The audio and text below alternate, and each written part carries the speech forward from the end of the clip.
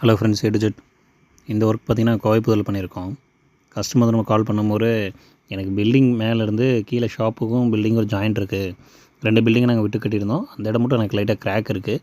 அந்த கிராக் மூலமாக இப்போ ரீசெண்டாக கட்டின கடை ஒரு 5 வருஷம் முன்னாடி கடை கட்டினதில் தண்ணி வருது அப்படின்னு சொல்லி எங்களுக்கு கால் பண்ணியிருந்தார். நாங்கள் மேலே பார்த்தோம், மாடி எல்லாமே நல்லா இருந்துச்சு. ஒரு பக்கம் அந்த ஜாயிண்ட் ஆகாத மட்டும் தான் ப்ராப்ளமாக இருந்துச்சு.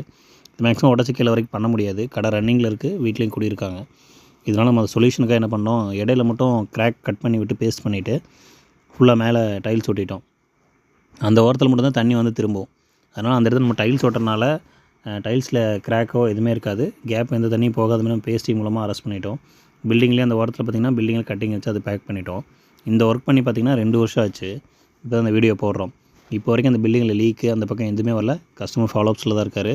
கஸ்டமர் ஃபஸ்ட் சொல்ல மாதிரி எனக்கு சிம்பிளாக வந்து பண்ணி கொடுங்க, இந்த இடம் மட்டும் தான் கம்ப்ளைண்ட்டு, இதை மட்டும் எனக்கு ரெடி பண்ணி கொடுங்க, ஃபுல்லாக பண்ண வேணாம், இப்போ பட்ஜெட் ஃப்ரெண்ட்லியாக எனக்கு பண்ணி கொடுங்க. ஆனால் நம்ம பட்ஜெட் ஃப்ரெண்ட்லியாக நல்லாவே நீட்டாக பண்ணி கொடுத்தோம். இப்போ வரைக்கும் கம்ப்ளைண்ட் இல்லை.